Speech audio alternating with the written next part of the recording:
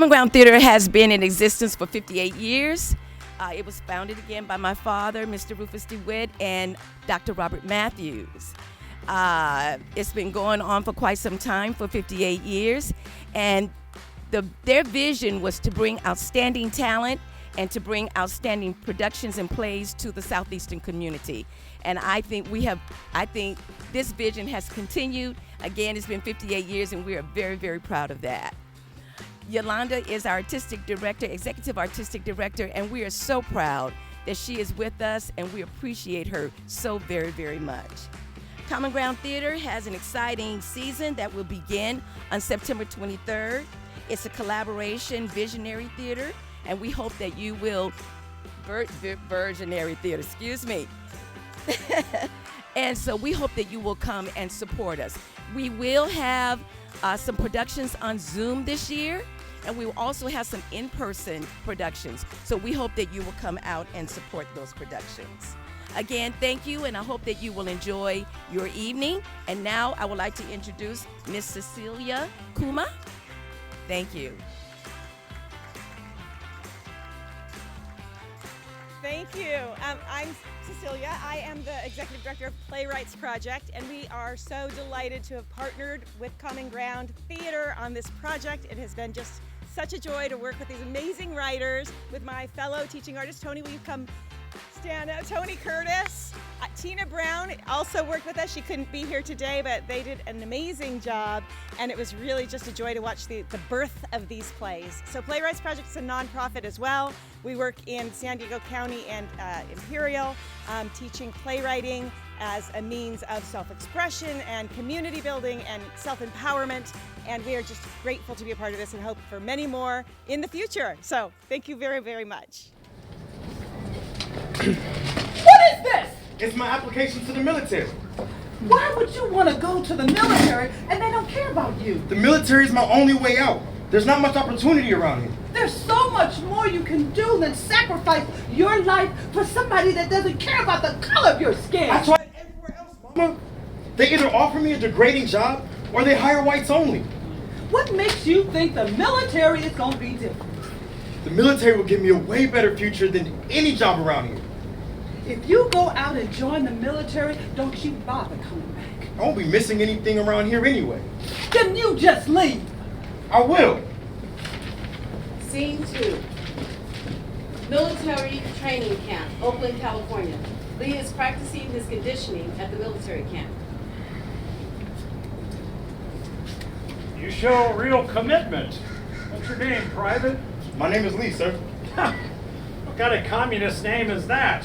What do you mean? It's the name my mom gave me. That's a ridiculous name, even for a colored man like yourself. I don't have to take that from a crusty old white man like you. You do well to remember your place, Lee. I'm right where I belong.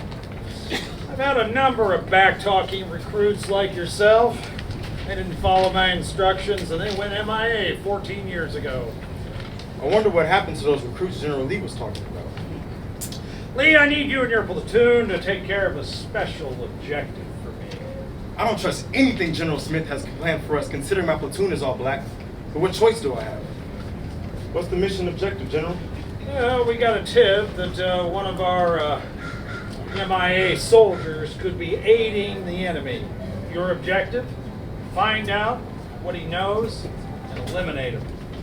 We'll get the job done, General. Scene 3. Inside a hidden abandoned shack 2 miles from the battlefield, 5 hours later. Lee and his platoon were in a gun battle when out of nowhere, Lee was snatched and captured by the enemy. Lee is crouched on his knees, blindfolded with his hands tied behind his back. A soldier, Leonard, is taking off his blindfold. Who are you? My name is Leonard. What's your business here? My name is Leonard. My full name, but everyone calls me Lee. Where are you from, Lee? I'm from Oakland. Oakland? Did your parents let you fight in this war? My mom would never approve of me joining the army. I never knew my father. All I know about him is he was in the military, and when I was 4 years old, some soldiers brought a flag to my door and said he got killed. What's your mom's name? My name is Kelly. What is that? What does it matter? I used to date a girl named Kelly Some years ago. I have a picture of my mom right here. I can't believe it. What are you talking about? Lee, I think I'm your father. If you're my father, then why did you leave me and my mom all alone for the past 14 years? When I was in the Army, I was stationed in an all-black platoon, sent on a suicide mission. General Smith knew the stakes, and yet he sent us anyway. I was the only survivor, and I was left for dead. I ended up joining the communists to take revenge on General Smith. It makes sense now. But my mom hated the thought of me joining the Army, and what General Smith said earlier about the platoon that went MIA 14 years ago. We both need to get out of here and figure out what to do next. Let's go. We ain't got no time to waste. End of play. So, Shamiko, Yeah. what inspired you to write this play? So the thought of the military came from the conflict as like the easiest way to show conflict. That's what brought the military idea about. I love it. I love it. So, was that one of the prompts that we got in the class to write about conflict? Is that where that Yeah. originated? Then I try to make like a twist in the story so it surprises the audience at the end. Amazing, amazing. So, how did it feel seeing the actors read your work? Well, it made me proud. They're Amazing. really good actors. Amazing. Good stuff, man. Thanks. Well, thank you for sharing your work with us. Great job. Thanks. Good afternoon, Robert. It's time. Go to hell. Robert, don't be like that. You have to take your meds. Will taking these meds help me find it? These medications will aid in your cognitive development. That's just fancy talk for the government controlling what we think. Robert, what are you looking for? Come on, you know you have to take your meds. Don't worry about what I'm looking for. You wouldn't be able to understand, Kelly. Respect your elders. Sorry, Mr. Robert. Why aren't you taking your medications? Mr. Robert, oh, that's more like it. My own son's placed me in this room, and I own this place.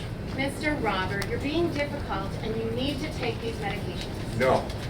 No, my back aches, my ear hurts, my tongue itches, and my elbow is screaming. My knees are cussing me and calling me fat. Hey, that's too much medicine to give a patient. I'm not a terrorist under CIA surveillance. I'm a licensed professional. How would you know anything about prescribing patients? You have the audacity to question me? When I get back to my office, you are getting fired. You obviously don't know who you're talking to. Here, drink up. You're getting delusional again. Hey. That's 1,600 milligrams. Do you have any idea how deadly that is? This is against company policy. I refuse to let my institution kill people instead of help them. Wait, your institution? Yeah? Someone paid me $20,000 to give you those pills. He said he was concerned for your health and that your condition is life-threatening. The only thing that's life-threatening is what I will do to you. Some random guy gives you $20,000 to give me these pills and you listen? I'm sorry, I didn't know. You are on my hit list. I'll let my friends in Jamaica deal with you. I'm sorry, Robert. I wasn't trying to betray you. I didn't know. Look, Kelly, it's too late. Where are you going? I am going to freedom. If you want to keep your job, leave me alone. I'll let you go, but I'll have to report you to the authorities. Get out of my way, Kelly. Hey, Robert! Long time no see. Who are you? They call me Dangerous Daniels. My life is full of danger. This institution you created is where I belong. I'm about to escape. Kelly just alerted the authorities. Hey, how do you know about me? You're the multimillionaire who owns this place and became a patient for your own sons who took your assets. Word like that tends to get around quick. You're a legend and a dummy. Hey, watch your mouth, Daniels, before I show you how dangerous I am. Hey, you are about to help me plan my escape. The coast is clear. Save yourself. Get out of here while you can. Go out the vent in the hallway. Or you can just take the stairs. Get out. I'm too old to go through the vent, you dummy. I'm taking the stairs to the roof, and you are coming with me. Hey, don't call me Dangerous Daniels for nothing.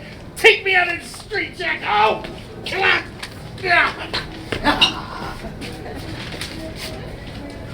Let's take the stairs now. Oh. Hey.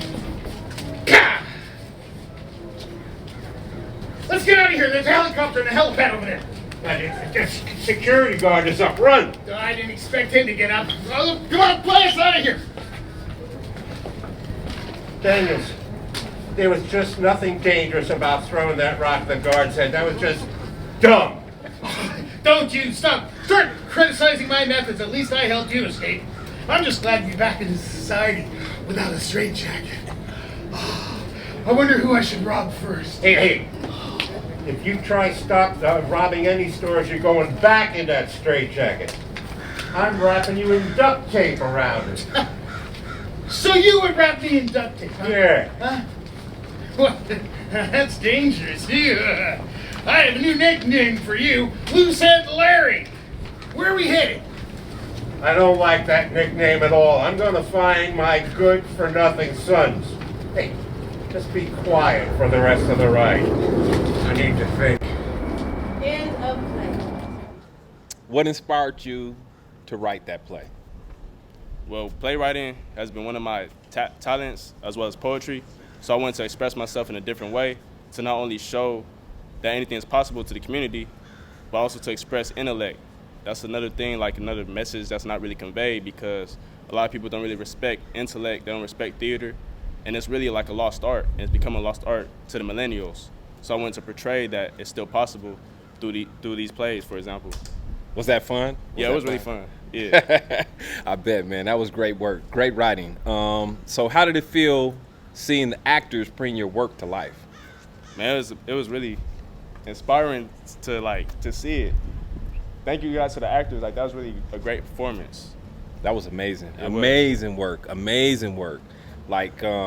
guess I would ask now, what was the biggest takeaway that you wanted the audience to take from your play?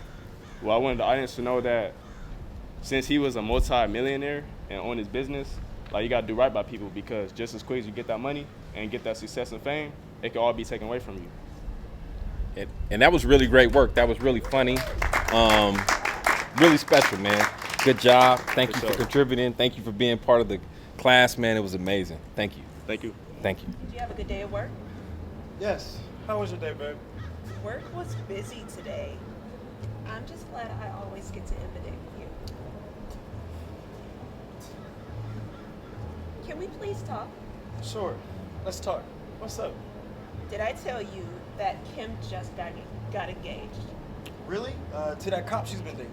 Yes. His name is John, and you know what?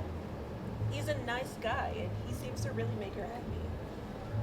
I'm glad he took the next step. Good for him. Good for them.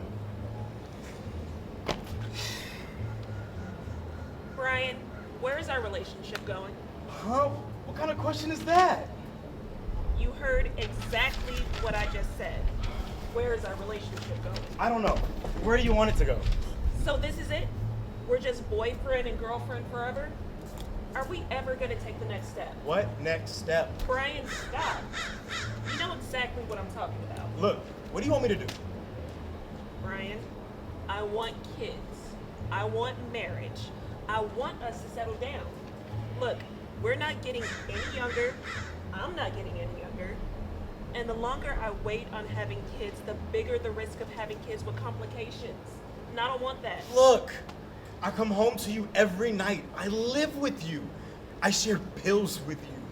You are the name on my emergency contact. What else do you want? Settle down like grown folks do. Like what our friends are doing. But look at them.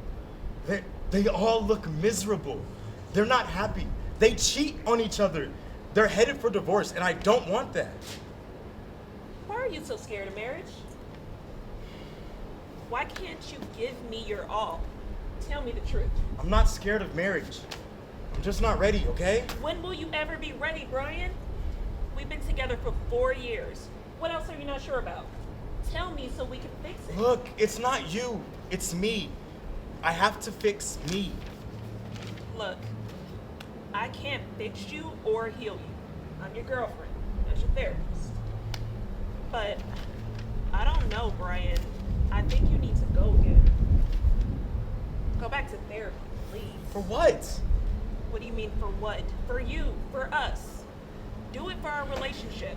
Brian, you are gonna lose me if you don't go back to therapy. I don't need any help. I'm fine. Either you do it or I'm leaving. I can't keep waiting on you. Fine! Scene 2. Inside of the therapist's office.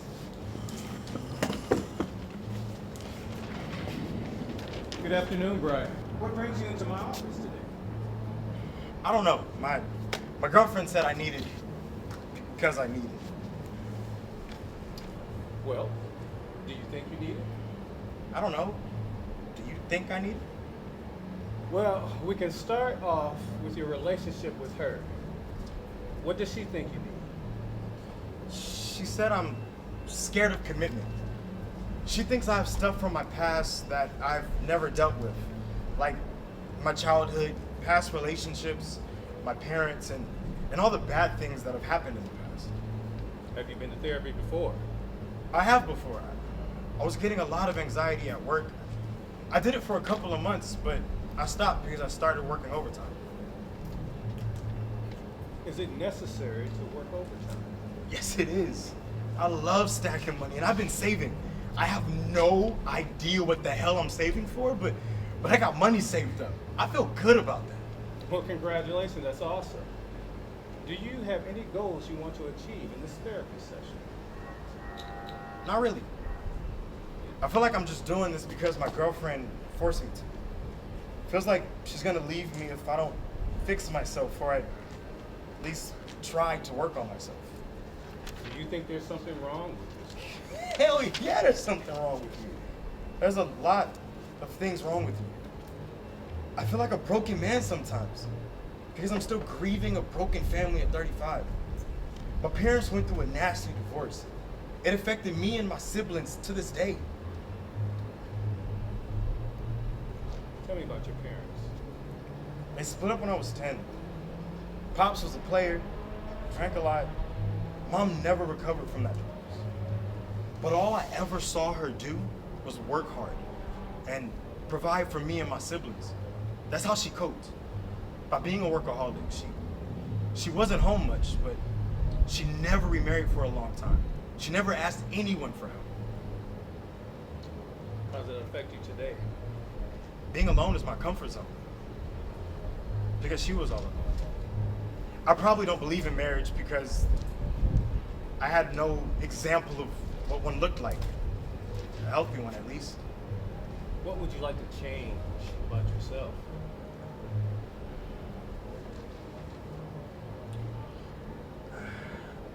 I want to change a lot about myself. I feel selfish, man. I feel like there's gotta be more to life than just being a workaholic and just keeping money all to myself. I feel like I'm at a point in my life where I'm ready to take care of someone else. I feel like I'm ready for a family. I'm ready to raise kids. I got a good woman in my life, and I'm going to lose her soon if I don't get it together. What does that mean? Getting together. Would you like to fix yourself? I need to let her in. I need to trust her. I need to share plans with her. Future plans. She feels like I'm stringing her along, and I don't want to do that. What will it take for you to really allow yourself to love this woman?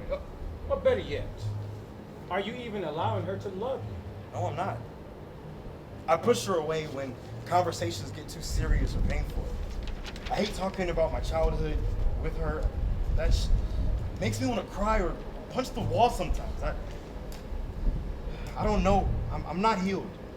And that's why I'm here. I would like to at least start healing or be guided to. Is there any concerns about her or why you don't want to open up to her? She can be judgmental. And I'm so afraid she'll leave me once I tell her about the real details of my childhood. She knows that I've been cheated on in a previous relationship. Sometimes she feels that I'm taking out my trust issues on her. She's probably right. But I just need her to be more patient with me. I feel the pressure of marrying her and I don't like it. Well, I hope you can come back and so we can work together.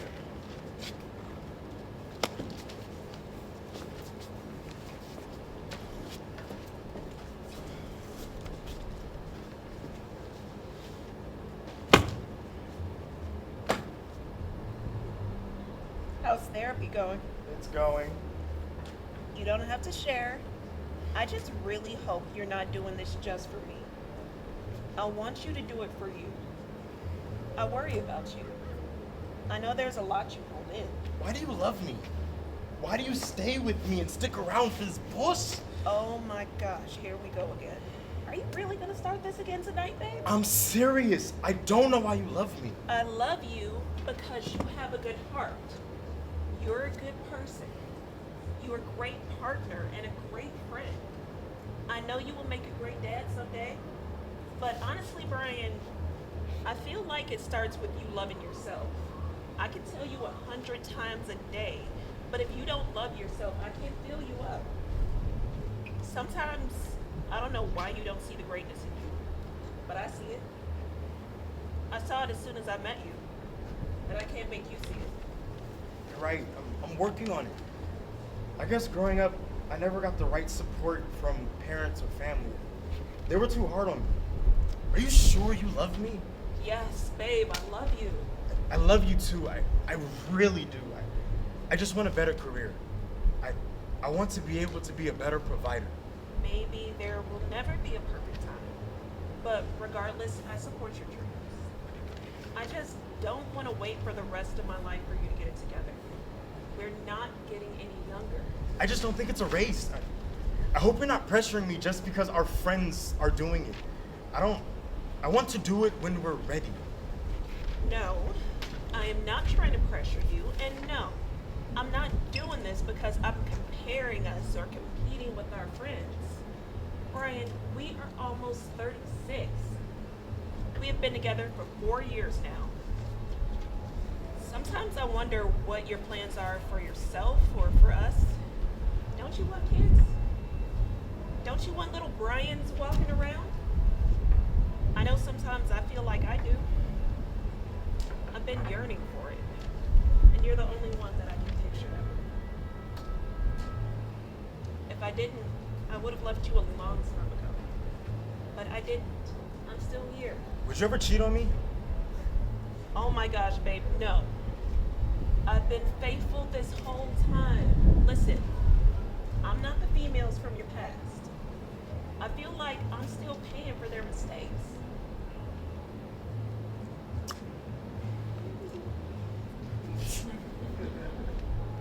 Please learn how to trust me. Please, I'm begging you. I hope therapy helps you forgive those who hurt you. I hope you learn to forgive yourself. Brian, if you want to settle down and start this new life, there's so much stuff from your past that you need to let go. I know it will take time. Okay. I will. I love you. Right. So you're in the production actually right now. Yes. So what was it like doing this class, playwriting? I felt like free to express my what I thought like should be in the story, you know? When you do theater, you don't really get to write in it, but I was just glad that I took the class because I learned some stuff for sure. But thanks to the cast for doing it. So was this your first play? That I wrote, yes. Yeah. Amazing. And what did you want the audience to take away from the play? I think sometimes men don't want to go to therapy, but it's needed. sometimes we just don't admit it that we need to go. So that was one of them. And it was a combination of stories that I've experienced and friends and that's gone through breakups at this age. So I try to kind of all mix it in together, like the stuff we go through during breakups, you know? So you drew from your own experience to write this play? A lot of it, yeah. Amazing, amazing. Great work, man. I Thank thought you. It was amazing. Thanks to the cast, props to the cast. Enjoyed it. Yeah, they brought it to life. What was it like watching them do your work? They recreated like the arguments that really go on that happened with me and just friends. They were very realistic about it, and I was really feeling the facial expressions on the Brian. Good work, man. Thank you guys. That was amazing. Hi, I'm Lois. My husband Roy and I have been married for 10 years. I would have left him long ago if it hadn't been for my son, Ernest. He's our only child. Oh, we call him Ernie. Roy and I bicker constantly. What kind of example is that for a child? I think about leaving Roy. I do, but he is an attorney for the state. I worked and I put him through law school. And despite all that I have done for him, he is totally against the women's movement. I mean, not only am I involved in the women's movement, I am the president of the chapter, of the state chapter of the National Organization for Women. I mean, I facilitate women empowerment groups. How ironic is that? I travel and I speak about women's issues all over the state, but I don't have any rights in my own home. I don't know why I married you. You don't really care about being a good wife. All you care about is the women's movement, your empowerment groups, and your feminist friends. And your idea of a good wife is one that stays home, cleans houses, cooks, and her husband is free to roam wherever he wants. And then he doesn't come home until he stops at the Golden Slipper bar and drinks. If you ever hit me again, I will leave you for good. You stupid feminist fool. You could not make it on your own. Of course I can. Lois goes to the sink to wash the dishes. Lois is frightened. She jerks away from him, grabs the 3-year-old, and runs next door to Gisella's. She's crying and shaking. Come back here right now! I am filing for divorce, and I'm getting a restraining order first thing in the morning. I will not move out, and I will fight for custody, and you know I'll win.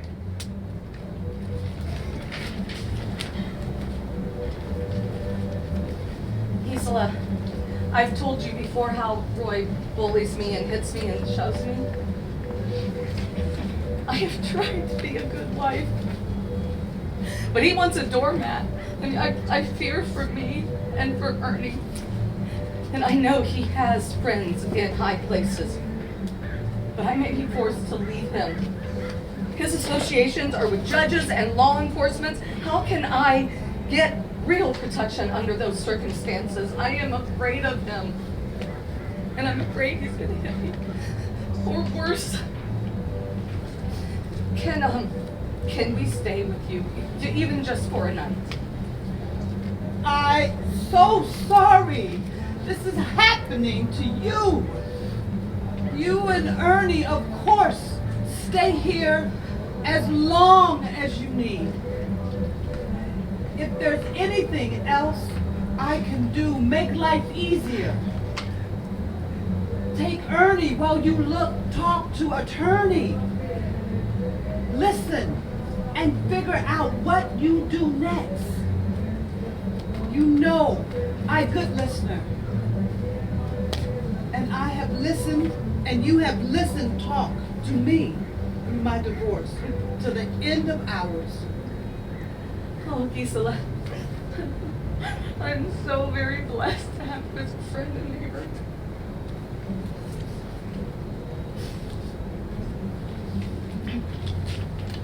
The next day, I called my attorney, filed for divorce and for custody of Ernie. I got a restraining order for Roy to leave the family home. but he refused to leave. So I moved into the garage with my son. I was constantly scared. I was constantly scared that he would hurt me. So I asked a friend to come and stay with me until I could get my court date. Yeah, my wife is a good mother, but she's president of the local Now chapter, and she's active in the state now. My son needs a father figure more at this time. My wife is a good mother, but she's president of the local Now chapter and active in the state now. My son needs a father figure at this time. Custody awarded to the father, liberal visitation to the mother. I went straight to the babysitter Wanda's house, ready to spend the last few moments with my son before Roy came and picked him up. I imagined packing him up and trying to explain what was coming next. I knocked on Wanda's door. Oh, Lois. Roy just left. What? Well, he came with a friend named Mr. Black. Oh, God. He wanted to meet Ernie. He told me he'd be taking Ernie and you knew about it. They were both all smiles, so I thought it was all on the up and up. Oh, Lois. Did he get custody? Yes. And Mr. Black, he is Judge Black. Come in, love. I'll call Lisa. You can't be alone tonight. For the next 7 years, my son lived with his father except for every other weekend, whenever his father didn't want him, which was often. At 5, he called me. Mom, Dad left me alone and I'm afraid. Do you want me to come and get you? No, that will just make him mad. Okay, I'll stay home, but you call me if you want me to come and get you, or even if you just want to talk. Okay, thanks, Mom. When Ernest turned 12, I called him. You are 12 now, and I want you to come and live with me. I don't want to go back to court, but if we did, and you said that you wanted to come live with me, the judge would more than likely grant your decision, because 12 is the age where you get to make the choices. Your father knows, because he's an attorney. The next visitation weekend, Ernie arrived with a big suitcase. His father did not say or do anything. Mom, I'm home for good. I told Dad I wanted to live with you, and I'm not coming back. Ernie lived with me until he turned 18. He moved to San Diego, lived with a coworker from McDonald's. I moved to San Diego 5 years later, after completing my law degree. Never again. I've never done anything like that before. I've never written anything. Well, I shouldn't say that. I've written as part of my work, but this was amazingly different. Yes. And the thing about it, besides just being different, it was wonderful to go back to that time in my life and think through how I felt and how it's impacted me. Amazing. So what was it like seeing the actors bring your work to life? I feel like it's a very useful tool, and something that I learned a lot from for myself, and that I think I can use with other people as well. Amazing. I mean, I think we learned in the class that you were actually telling someone's story who was cast to be in your play, right? Right. The lead role, her experience was very similar to what you wrote about. Right. How did that feel learning that? Well, yes. It was really interesting to hear her interpret her feelings, or my feelings into her feelings, or her feelings into my feelings, whatever. Anyway, for taking it on and having it played out in front of my eyes was very useful. It was amazing. Great. Really powerful work. Thank you so much, Carol, for your contribution. Thank you. Hello. Good morning. My name is Veronica. from Give You Your Flowers, a new florist company that opened up recently. And as part of our promotion, we'd like to offer you a free dozen romantic roses to send to anyone you like. There's no obligation to buy anything, and we won't ask you for your credit card number. Now, I have a card that will be attached. Can you give me a name and a message for the person whom you'd like to receive the flowers? Oh no, I know that trick. I'm sending the roses to my mom. Excuse me, do you have a special someone in your life that you would like to send free romantic roses to? This ain't nobody but my damn estranged husband on the other end. And if this was real, I wouldn't send them to him either. I bet you would send it to Tay. I wouldn't send it to him either. I told you it would go to my mom. There goes the element of surprise. As you can guess, we have your husband, Kawan, on the other line. He was wondering who you would send the dozen romantic roses to. Not his trifling behind. Quan tells us that you had a birthday yesterday. Happy birthday, by the way. And when he went to surprise you, you had dinner with your work buddy Tay, and his shirt was off? Did Quan tell you he was an editor too, since he likes to delete some of the details? First of all, I was at work, and Tay made me dinner, and his shirt was off because it was hot. K1 ignored me the whole day and didn't see me till 10 p.m., and that was after he posted pictures with him and some half-naked broads all over social media, without once wishing his lovely wife a happy birthday. Yikes! I heard it's the thought that counts, but couldn't you be more sentimental or romantic for your wife? Kawan, do you have anything to say about these new developments and revelations? So ladies, if you want to play out your fantasies and be with your favorite R&B crooner Quan, you can have him, because he ain't worth it. And if you want to live a life of misery, he'll be available and on the market soon, because I can't deal. Minutes later, Quan walked into the club to confront Sasha.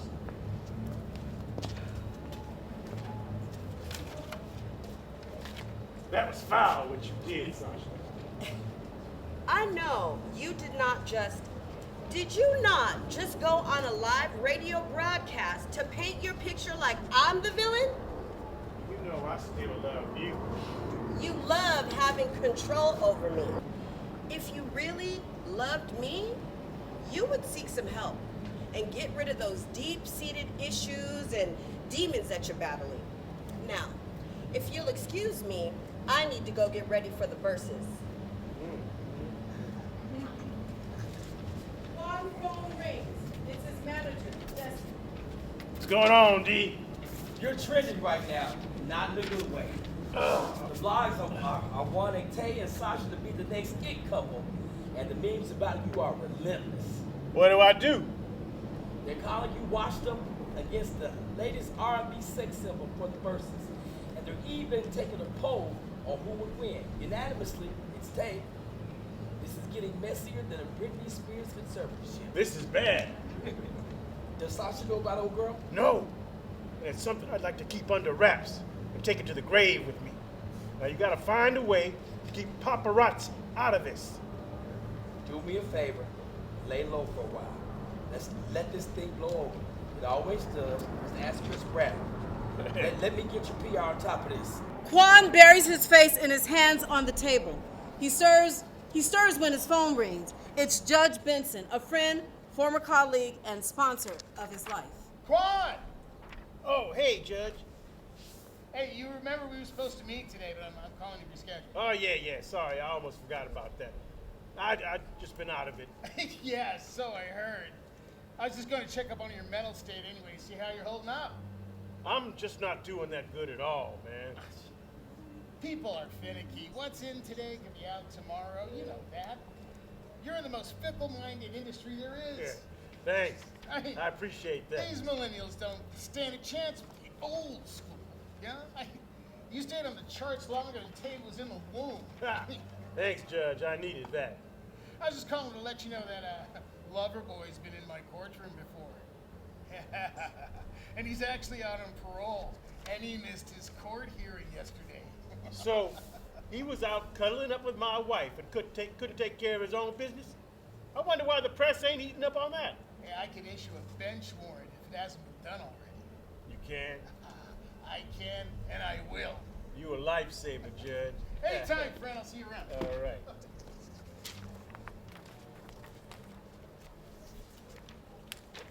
Judge Benson hangs up and Sasha enters. Hello? You have a collect call from Yo, man, Tay. an inmate from San Diego County Jail. All calls are subject to recording and monitoring. If you do not wish to accept this call, hang up. Otherwise, please stay on the line and press 1. Sasha presses 1. Thank you. Hello? Hello? Tay? Oh my gosh, are you okay? I'm perfectly fine, baby. How are you? I'm not the one who's locked up right now. Listen.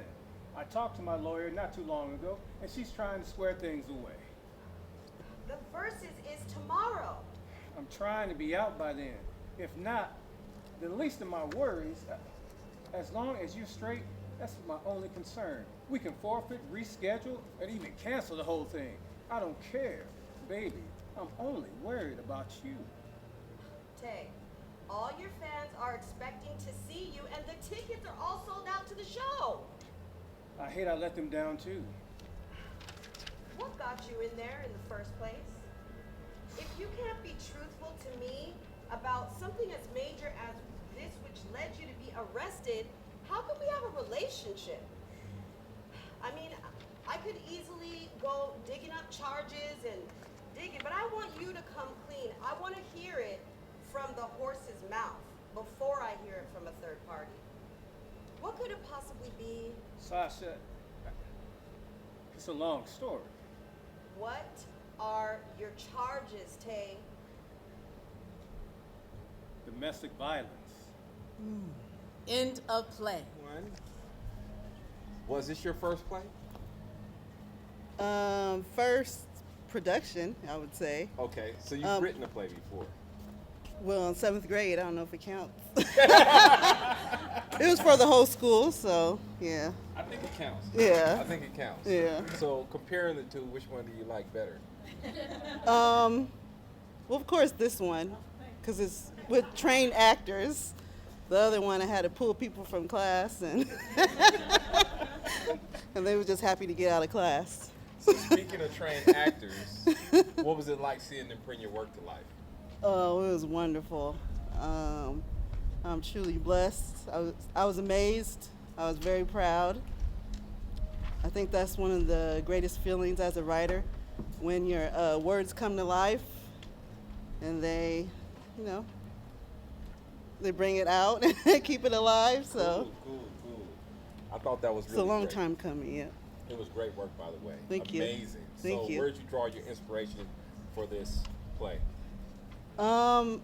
When I was younger, the first play that I actually saw, it was a play that had R&B singers like Shirley Murdoch and Ralph Tresvant and Music Soul Child. They was singing in the play as well as acting. So, and then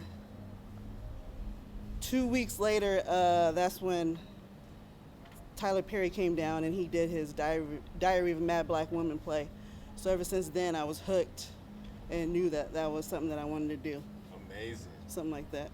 Wow, so we got to draw on one of your creative spirits and let you actually process all that and put it out for the world to see. I thought it was amazing. Thank so you. an informal question, how did it feel having everybody in the class call you mom?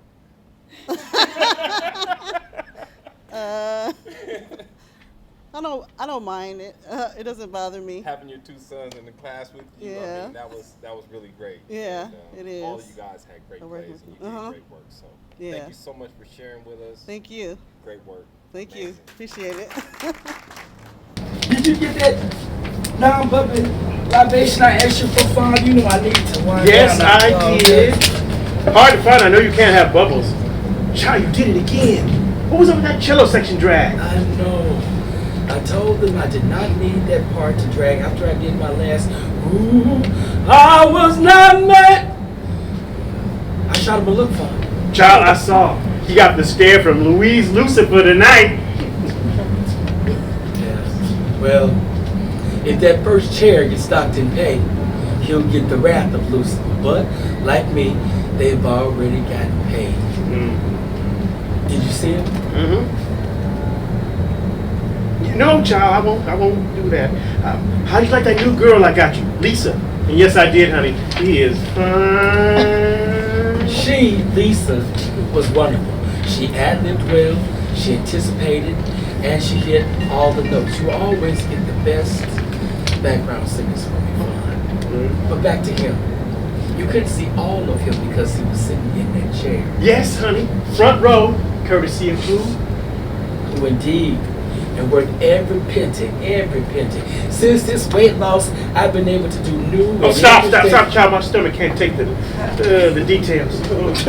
Please, Spondula. All of the stories you told me from the trade parole lounge. But anyway, only to get one from the payroll to the main roll. It's coming, Lou. He might be the one. I watched him watch you sing. He was mesmerized.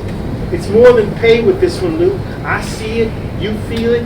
You've never paid for one to come to your show front row. You ready? Ready. Don't be coy.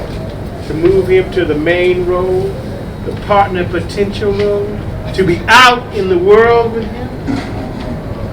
You, Fawn, are getting way ahead of yourself, and you know it. It's not that simple. You know it and this game. It's one thing to have a shadow in the audience, another to present another face to the world.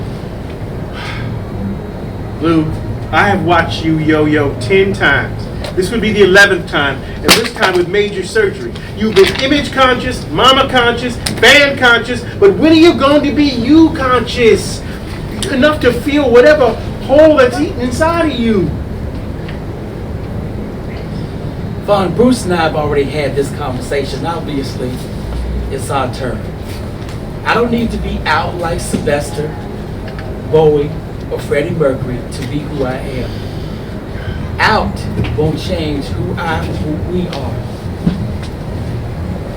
I represent romanticism for men and women because of the unstated. I make no apologies for that. Besides, my protection of Mary Ida Vandross's heart goes beyond what I may or may not want. I hear you. Being out seems to be a statement some need. Some, not all. I just want one. 'Cause I was not meant to be alone, and out don't make miles known. The show is over, Lou. Not for me. I'm always on stage. Always being looked at, observed. Knock, knock, knock. Knock, knock, knock. Lou, did you hear him tonight? Hey, Mother Vandross. Oh, Fonzie, my son was in rare form tonight. I sent you tickets, but I didn't know you were coming. Ain't he always in rare form? Always on stage. Well, I wanted to surprise you and bring some church folks. And look what they brought you. Mommy, you know I can't eat that. Put it over there with the others. How many do you have? 10. Ever since they published that I like Krispy Kreme burgers, a fan always manages to get something back. But Fonzie and the stage creator. How you feeling? Good.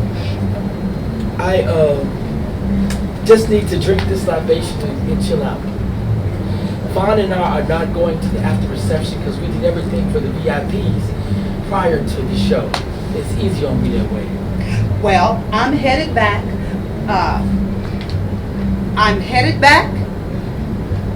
You know you in demand, Luther. Fonzie, check on that and see who that is and tell him I'll be there in a minute.